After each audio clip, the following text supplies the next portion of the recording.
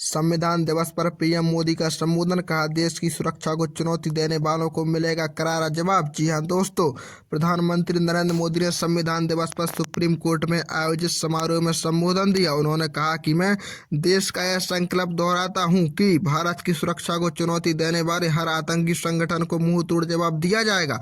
उन्होंने कहा कि सभी को संविधान दिवस की बधाई। भारत के संविधान का यह 75वां साल पूरे देश के लिए गौरव का विषय है।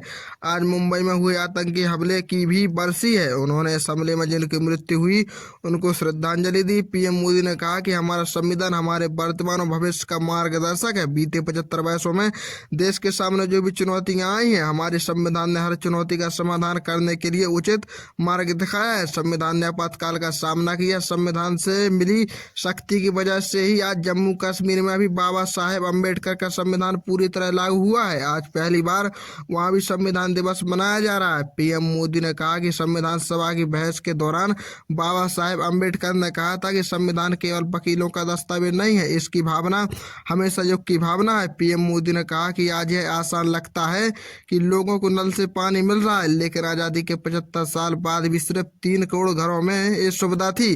संविधान की मूल प्रति में भगवान राम, माता सीता की तस्वीरें हैं, भारतीय संस्कृति के प्रतीक चित्र हैं, इसलिए ताकि वो हमें मानवीय मूल्यों की याद दिलाती रहे। ये मानवीय मूल्य आज के भारत के नीतियों और निर्णयों का आधार है। पीएम मोदी ने कहा कि पिछले 10 सालों में 53 करोड़ से ज्यादा भारतीयों के बैंक खाते खुले जो बैंक के दरवाजे तक नहीं पहुंच पाए। पिछले 10 साल में 4 करोड़ से ज्यादा भारतीयों के घर पक्के हुए। उन्होंने कहा कि भारत के हर नागरिक का सपना विकसित भारत है।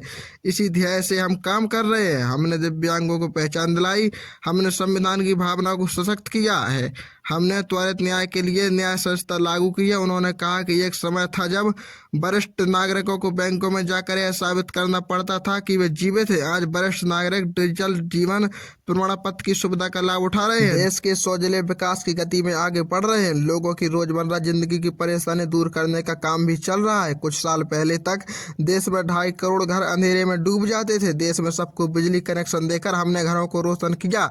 सुदूर इलाकों में हजारों मोबाइल टावर लगाए गए ताकि लोगों को 4G और 5G कनेक्शन की सुविधा मिल सके। पीएम मोदी ने कहा कि डॉक्टर राजेंद्र प्रसाद ने संविधान सभा में अपने भाषण में कहा था कि भारत को ईमानदार लोगों के समूह की जरूरत है जो देश के हित को अपने से ऊपर रखते हैं। राष्ट्र प्रथम की यह भावना आने वाले कई वर्षों तक भारतीय संविधान को जीवित रखेगी।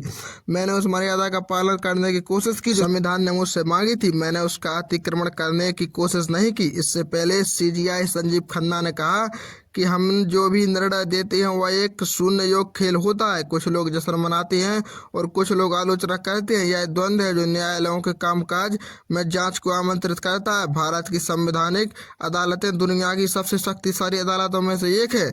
न्यायाधीशों के रूप में दृष्टिकोण और आलोचना मायने रखती हैं, क्योंकि हमारा सबसे पहला कर्तव्य जनता के प्रति और दूसरा खुला और पारदर्शी होना न्यायपालिका की सबसे बड़ी ताकत है।